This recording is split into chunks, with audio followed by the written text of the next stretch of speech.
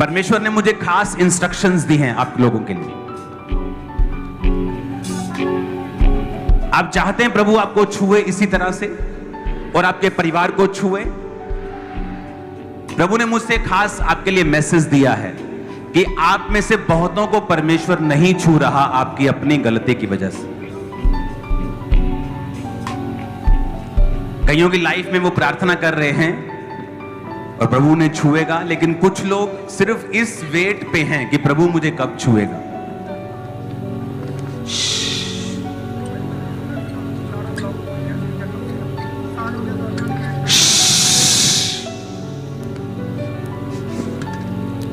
शुक्रवार को, शनिवार को और संडे को हम पूरी चर्च 3 दिन रात के रोजे रखेंगे।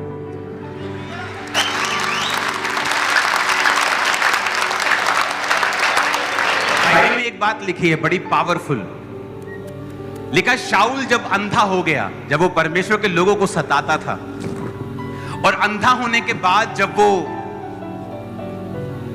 उसके जो लोग थे उसने कहा कि मुझे साथ वाले नगर में छोड़ दो, अंधा। और बाइबल कहती 3 दिन रात उसने कुछ ना खाया ना पिया और वो प्रार्थना करने लगा। और परमेश्वर अपने एक चेले के पास जाके कहता है, उसकी आत्मा कहती है, हनन्या जा, उठ और फलानी फलानी स्ट्रीट में, गली में जा जो सीधी कहलाती है, उस गली में जाके एक तरसुस वासी को पूछ, यानी कौन है यहां पर जो वहां से आया है, क्योंकि देख वो प्रार्थना कर रहा है। पौलुस 10 साल भी अंधा रह सकता था। जो जन प्रभु यीशु मसीह जी का प्रचार सुनना चाहते हैं वे इस चैनल को जरूर सब्सक्राइब करें।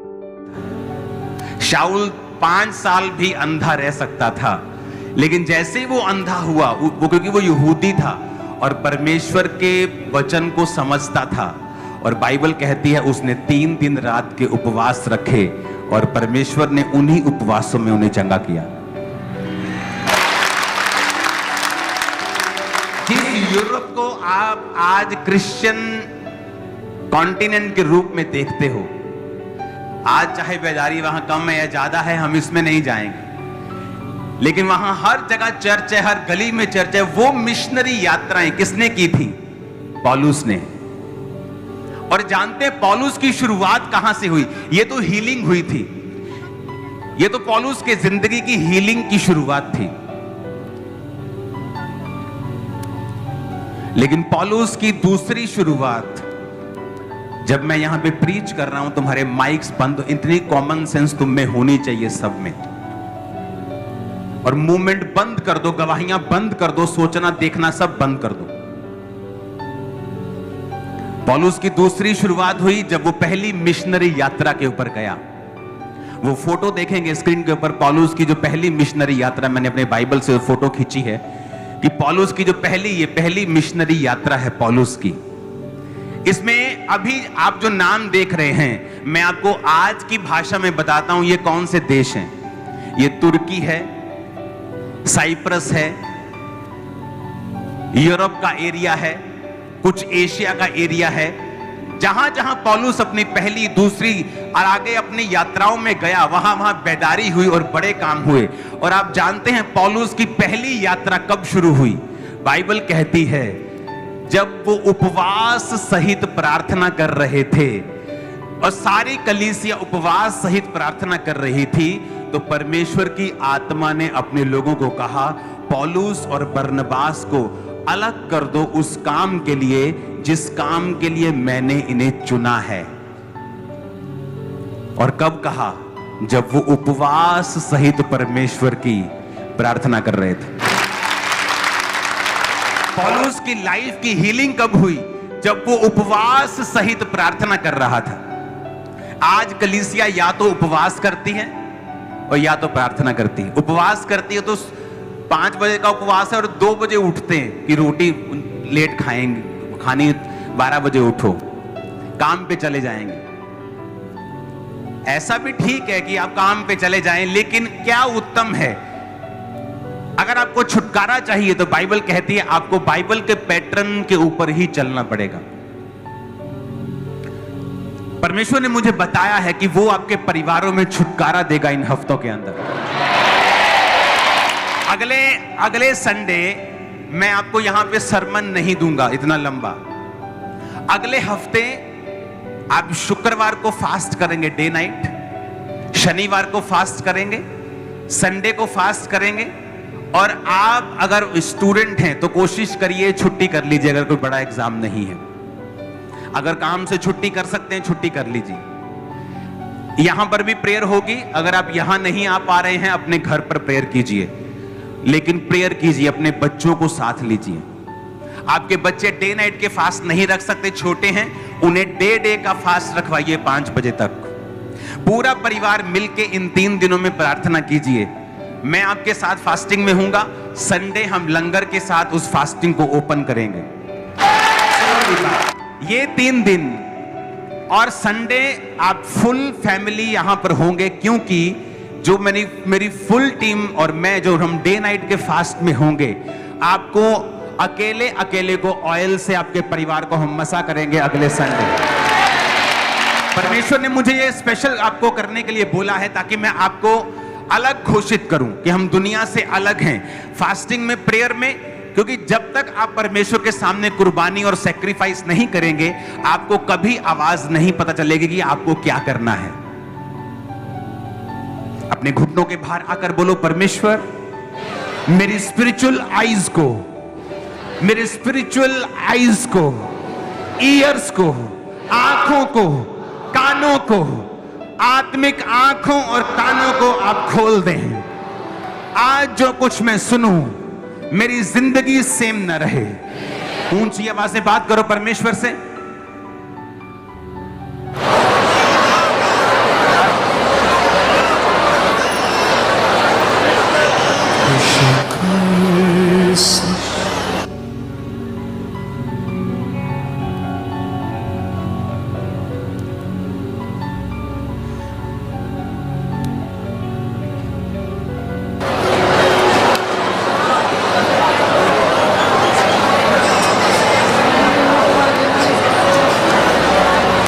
प्रेरितों के काम 13 उसकी 2 और 3 आयत को हम अपनी स्क्रीन के ऊपर पढ़ेंगे। जब वे उपवास सहित परमेश्वर की उपासना कर रहे थे तो पवित्र आत्मा ने कहा, मेरे लिए बरनबास और शाऊल को उस काम के लिए अलग कर दो जिसके लिए मैंने उन्हें बुलाया है। तब उन्होंने रोजों और उपवास में और प्रार्थना की और उन पर हाथ रखकर उन्हें विदा किया। ये वही समय है जब पौलुस इस हाथ लेहन के बाद अपनी पहली मिशनरी यात्रा पे चला गया और वचन कहता है कि उसने बहुत सी चर्चिस की स्थापना की।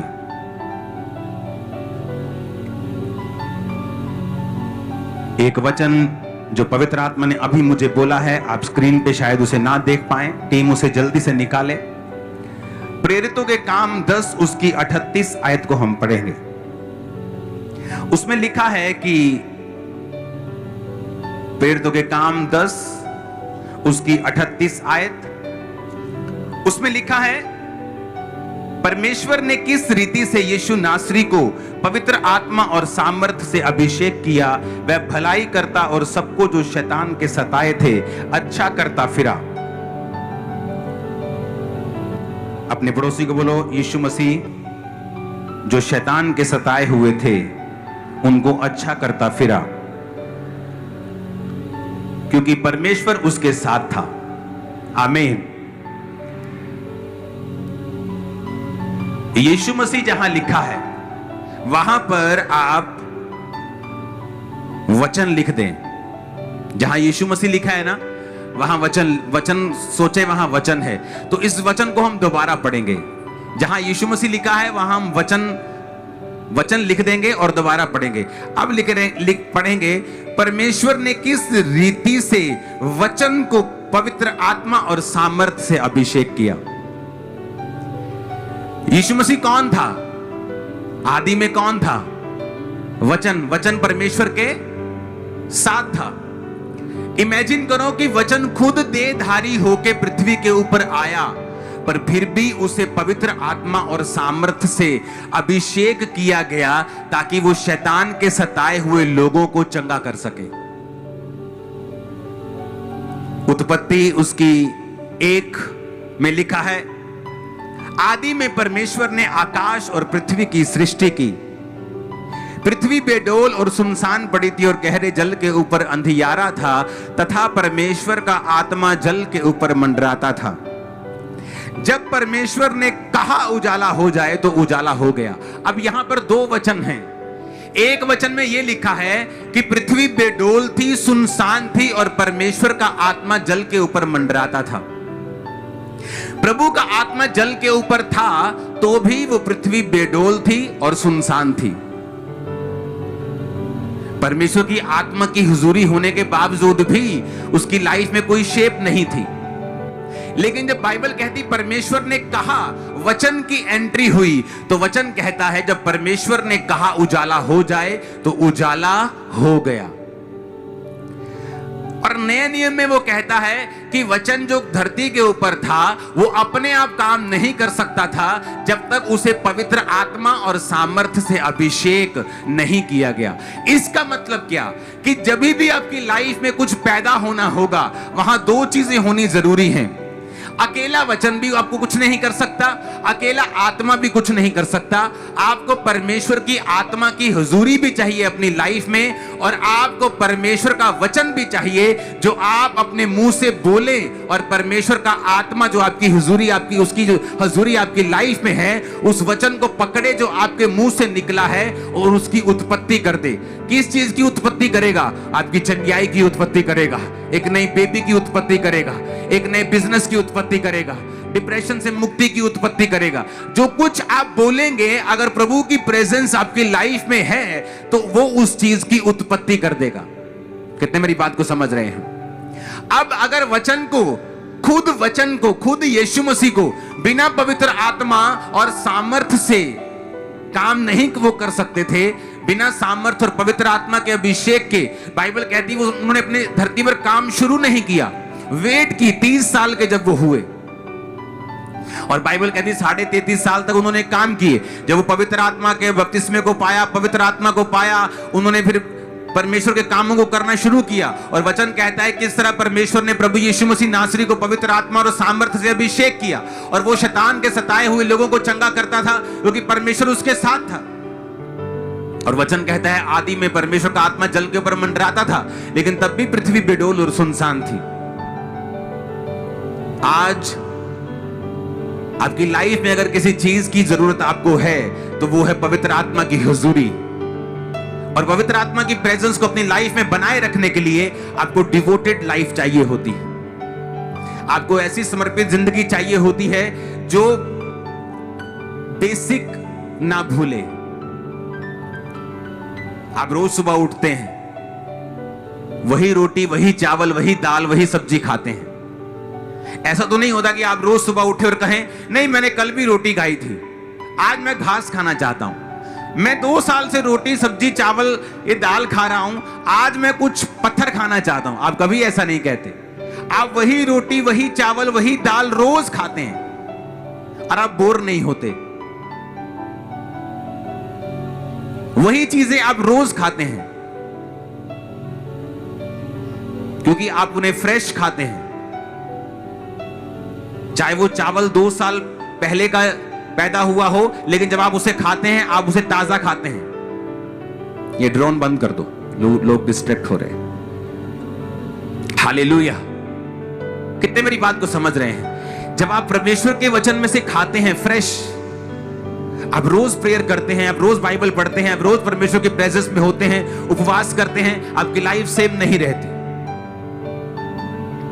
हालेलुया। अब यहां पर मैं आपको क्या बताने की कोशिश कर रहा हूं कि अपने आप कुछ नहीं हुआ।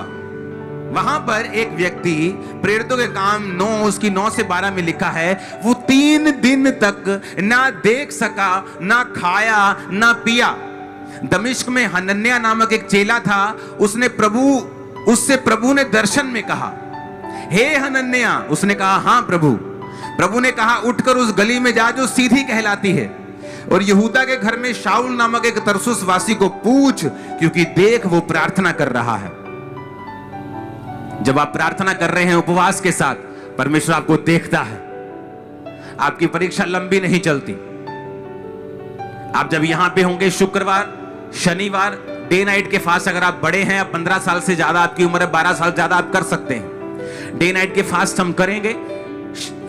और संडे को जैसे मैं आऊंगा आप पे ले हैंड स्टार्ट होगा, ऑयल के साथ आप और आपके परिवार को मसा किया जाएगा।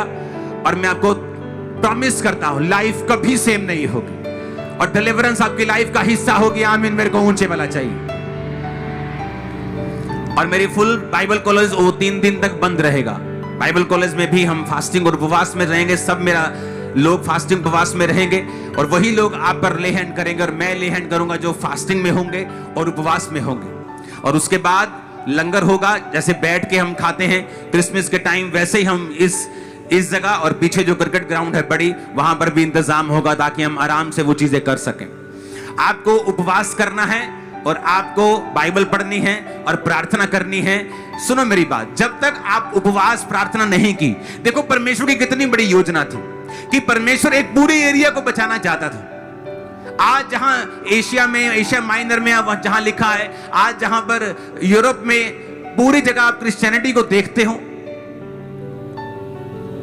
वो किसका काम किया हुआ है? पौलुस का। और कैसे स्टार्ट हुआ? कलीसिया बाइबल कहती है उपवास सहित प्रार्थना कर रहे थे। इमेजिन करो कितने काम रुके हुए हैं, कितने काम परमेश्वर करना चाहता है और कर नहीं पाता। क्यों? क्योंकि जब तक आप उपवास सहित प्रार्थना नहीं करते और डेडिकेट नहीं होकर बैठते कि ये 3 दिनों में हमें कोई काम नहीं करना, कोई पढ़ाई छूटने वाली नहीं है 3 दिनों में, कोई 3 दिन के काम बंद होने से कोई भी फाइनेंशियल नुकसान होने वाला नहीं है। बीमार होने पर भी आप अपने बॉस से छुट्टी मांग लेते हो और बॉस छुट्टी दे देता है। वो 3 दिन जब हम प्रार्थना करेंगे उपवास के साथ, फुल फैमिली दिन रात आप प्रेयर में रहेंगे, प्रेयर में रहेंगे, प्रेयर में रहेंगे, आप देखेंगे कि कई बार परमेश्वर की योजना बड़ी होती है लेकिन वो कुछ कर नहीं पाता क्योंकि बिना उपवास और बिना प्रेयर के आपकी स्पिरिचुअल आईज कभी ओपन नहीं होती।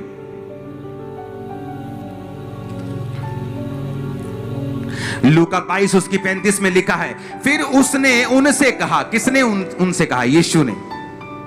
बोलो अपने पड़ोसी को, यीशु मसीह ने अपने चेलों से कहा, जब मैंने तुम्हें बटुए, झोली, जूते बिना भेजा था तो क्या तुमको किसी वस्तु की घटी हुई थी?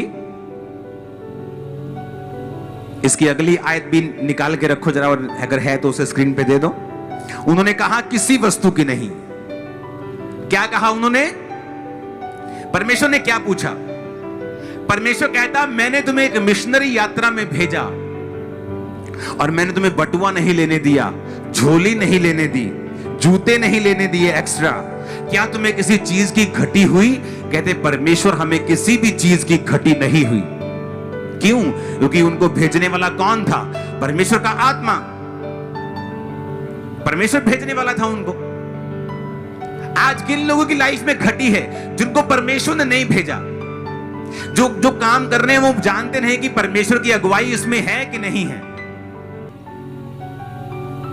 आज जब पास्टर लोग मेरे पास आते हैं और उनके पास 500 लोगों की चर्च है, 200 लोगों की चर्च है, कंप्लेंट करने लगते हैं आके, मेरे पास चर्च के लिए पैसा नहीं, जगह लेने के लिए पैसा नहीं, तो मैं उनको समझाता हूं कि जब ये चर्च 10,000 क्रॉस करके थी तब भी इस चर्च के पास अपनी जगह नहीं थी।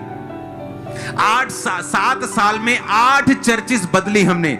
जो चर्च लेते थे भर जाती थी, अगली भर गई, अगली भर गई, अगली किराए पे, रेंट पे कभी कोई यूज करने के लिए अपना प्लॉट देता था तो वो भरती जाती थी।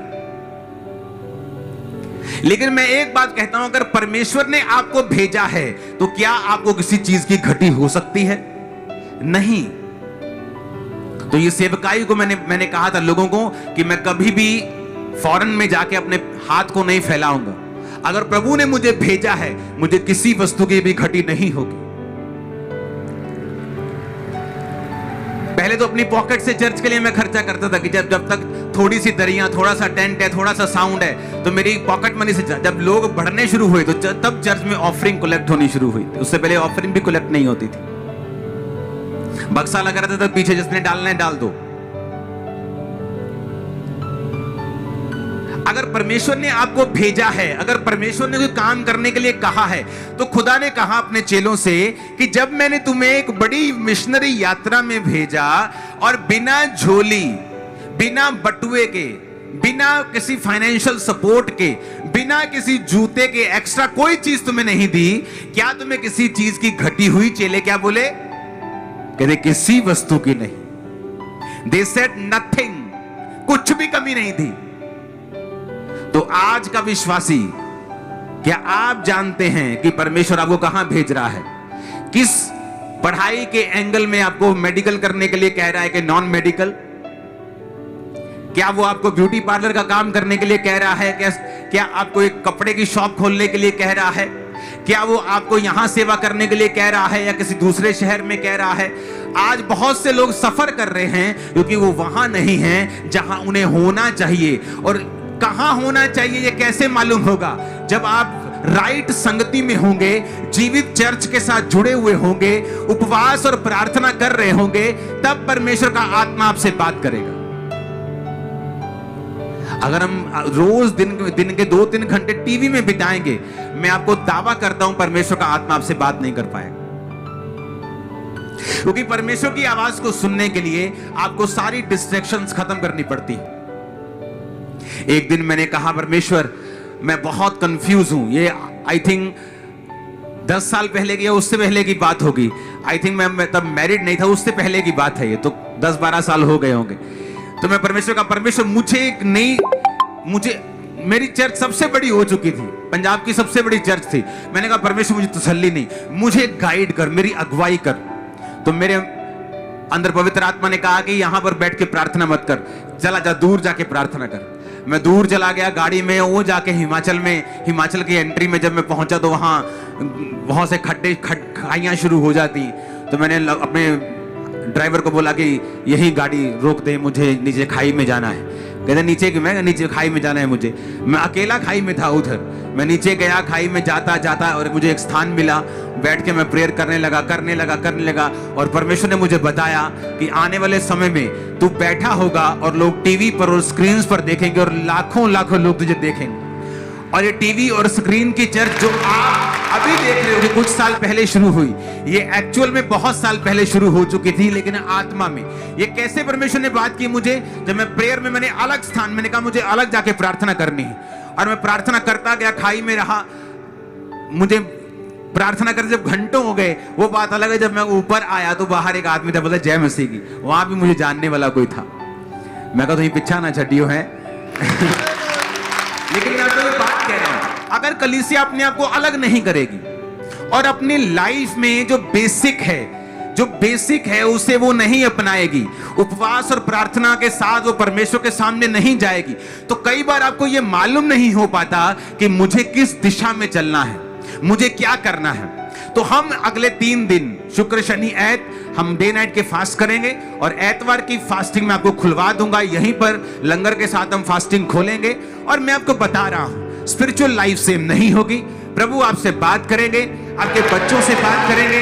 नए रास्ते नए साल में आपके लिए खुलने वाले हैं। बहुत सारी चीजें आपकी लाइफ में होने वाली हैं। अगला संडे एक बड़ा डिलीवरेंस संडे होगा। कोई मेंबर आपका परिवार का नहीं होना जो नहीं आया, क्योंकि हर एक बंदे के ऊपर ले हैंड होगा, हर एक बंदे के ऊपर प्रेयर होगी। प्रभु इसकी आईज खोल, इसकी अगुवाई कर, जहां तू लेके जाना चाहता है जा।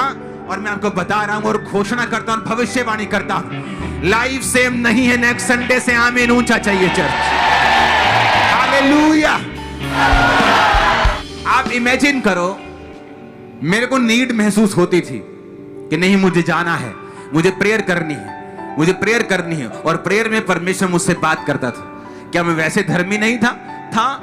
क्या वैसे पवित्रता में नहीं था? क्या वैसे प्रेयर नहीं करता? प्रेयर भी बहुत करता था। लेकिन कई बार आपको कुछ खास परमेश्वर से लेने के लिए आपको पूरी तरह से अलग अपने आप को करना पड़ता है। आज कितने आदमी हैं जो रोज 2.5 घंटे भी प्रार्थना करते होंगे? बहुत कम। इसीलिए परमेश्वर की आवाज आप सुन नहीं पाते। इमेजिन करो, अगर वो कलीसिया बिना प्रार्थना उपवास वाली होती, शायद पौलुस वहां बुढ़ा हो जाता बैठा। लेकिन बाइबल कहती है परमेश्वर के कार्यों के लिए वो कलीसिया जो थी वो जयवंत थी। आप उपवास प्रार्थना में नहीं होंगे, कैसे आपको अगुवाई मिलेगी? परमेश्वर कहता तू जा, कहता प्रभु मैं नहीं जाऊंगा। वो तो वही शाऊल है जो लोगों को मारता है। परमेश्वर कहता है जा, मैंने उसे चुना है, वो बहुतों के लिए दुख उठाएगा, वो मेरे राज्य के लिए बहुत दुख उठाएगा। मैंने उसे चुना है, जा, क्योंकि देख वो प्रार्थना कर रहा है। क्या रीजन दिया परमेश्वर ने डायरेक्ट बोलकर? क्योंकि देख वो क्या कर रहा है, देख वो प्रार्थना कर रहा है, क्योंकि देख वो प्रार्थना कर रहा है। शैतान चाहता है आपको डिस्ट्रैक्ट करना। इधर से आपको परमेश्वर का आत्मा कह रहा होगा तुझे ये काम करना है, मैं तुझे सक्सेस दूंगा, मैं तुझे सफल करूंगा, तुझे इस तरह से चलना है, अपने ये वाले दोस्त को छोड़ दे, अपने ये वाले काम को छोड़ दे, मैं तेरी अगुवाई करूंगा और तुझे आगे लेके जाऊंगा। और उधर से शैतान ने एक अन्य जाति दोस्त आपकी लाइफ में दे दिया है, एक अन्य जाति गर्लफ्रेंड आपकी लाइफ में दे दी है, ताकि शैतान अपना बीज आप में लगातार डालता रहे और जो आपने पकड़ा हुआ है वो फेल हो जाए। क्योंकि जब वो फेल होगा तब वो शैतान आपको अपनी ओर खींचेगा। वो फेल क्यों हुआ? क्योंकि जिस समय परमेश्वर ने आपसे बात करनी थी, आपने एक अंधेरे के व्यक्ति को अपनी लाइफ में चुना हुआ था। आप डिस्ट्रैक्ट थे, आप पूरी तरह से स्पिरिचुअल नहीं थे, आप पूरी तरह से प्रभु की आवाज नहीं सुन सके, आप पूरी तरह प्रभु की आवाज नहीं सुन सके। फिर आप अपनी मर्जी करते गए। जब आप अपनी मर्जी करते गए, बाद में फेलियर आया, फिर आपको और ज्यादा धक्का और ठोकर मिलेगी, क्योंकि आप उस समय परमेश्वर की आवाज को सुन नहीं सके। क्योंकि उसकी आवाज को सुनने के लिए आपको पूरी तरह से एक मन होकर आपको परमेश्वर की हुजूरी में बैठना पड़ता है, पूरी तरह से फास्टिंग में, प्रेयर में, उपवास में, रोजों में, पूरी तरह से क्या बोलते हैं उसको, रिपेंटेंस के साथ, मन फिराव के साथ, पवित्रताई के साथ। इंसान अपनी गिरावट का कारण खुद ही है, अपने फेलियर का कारण वो खुद ही है, क्योंकि जो उसका समर्पण चाहिए उस रीति का वो नहीं दे पाता है। जब कोई एथलीट फेल होता है, उसे मालूम होता है कि मैं वो मेहनत नहीं कर सका जो ये नंबर 1 करता है, उस मेरे में अंदर वो डेडिकेशन नहीं है, वो खाने पे कंट्रोल नहीं है, वो टाइमिंग पे कंट्रोल नहीं है जो इसके अंदर है। तो या तो वो फिर पीछे हट जाता है, या फिर अगली बार और तैयारी के साथ आता है कि जब मैं नेक्स्ट टाइम आऊंगा तो पूरी तैयारी के साथ आऊंगा। अब ये आपका फैसला है, आपको क्या करना है। अब ये आपका फैसला है कि मुझे बेसिक में रहना है, मुझे रोज परमेश्वर की प्रेजेंस में फ्रेश, जिस तरह मैं रोज फ्रेश खाना खाता हूं और अब तक जीवित हूं और सेम खाना खाता हूं, क्या मुझे वही परमेश्वर के सामने वही डिवोशन रखना है, वैसे ही लाइफ रखनी है, वैसे ही रोज प्रार्थना, उपवास और रोज बाइबल पढ़ने का जीवन रखना है, जिससे मेरी आत्मिक जिंदगी जीवित रहे। और उसका फायदा भी किसको होगा? आप लोगों को होगा, क्योंकि आत्मा में जीवित रहोगे तो परमेश्वर बात करेगा। जब वो बात करेगा तो ग्रेट लाइफ है आपकी आगे परमेश्वर ने रखी हुई, ग्रेट। आप समझ भी नहीं सकते, आप अभी जान भी नहीं सकते। मेरी ये जिंदगी के बारे में पास्टर्स लोग भविष्यवाणी करते थे और मुझे यकीन नहीं होता था, लेकिन वो भविष्यवाणी करते थे लेकिन मुझे यकीन नहीं होता था। उसी तरह मैं आपको भविष्यवाणी कर रहा हूं, इतना ग्रेट फ्यूचर है, आपकी आंखें खुली रह जाएंगी। आपको जस्ट परमेश्वर में बने रहना और उसमें चलना है। और कई बार बने रहने से भी बात नहीं बनती जब तक आप कुछ एक्स्ट्रा एफर्ट नहीं करते। अगर परमेश्वर ने सब कुछ कर दिया है तो क्यों वो फास्टिंग उपवास में अपने पेट को जला रहे थे? अगर उसने सब कुछ कर दिया है, सब कुछ प्राइस पे कर दिया है, तो क्यों कलीसिया फास्टिंग में, उपवास में अपने पेट को जलाकर, वो भी खाए पिए, फिर सब कुछ अगर कर दिया है तो? लेकिन वचन कहता है उपवास सहित प्रार्थना करने पर पवित्र आत्मा ने कहा पौलुस और बरनबास को भेजो। और वचन कहता है बरनबास और शाऊल जब उस काम के लिए गए तो वो पहली मिशनरी यात्रा बनी, पूरा कॉन्टिनेंट बचाया गया। पौलुस गवाही देता है कि मैंने इतना प्रचार किया है इन शहरों देशों में कि मेरे प्रचार करने की वहां जगह नहीं, हर एक बंदे ने सुसमाचार सुन लिया। ऐसे महान काम आपकी लाइफ में होंगे, आपके रिश्तेदार सुसमाचार को सुनेंगे, आपका पूरा मोहल्ला, पूरा गांव, पूरा नगर आपकी वजह से सुसमाचार को सुनेगा। Receive fire in the name of Jesus. यीशु के नाम की आग को रिसीव करो, यीशु मसीह के नाम में भविष्यवाणी करता हूं, तुम बड़े बड़े बड़े बड़े बड़े बड़े बड़े काम करोगे। चाहिए चर्च नेग्रो सोथोलो रोबा शांति नेग्रो मा सामने अंदर नबा लाखो रबा संद्रिया नबा शबंदा नबा सुखे लेंग्रो सोथला रबा शांता नबा। तुम बड़े काम करोगे यीशु मसीह के सामर्थ्य नाम में आमीन ऊंचा चाहिए। हमारे चैनल पर प्रभु यीशु मसीह जी का प्रचार सुनने के लिए धन्यवाद। इस चैनल को ज़्यादा से ज़्यादा सब्सक्राइब करें और शेयर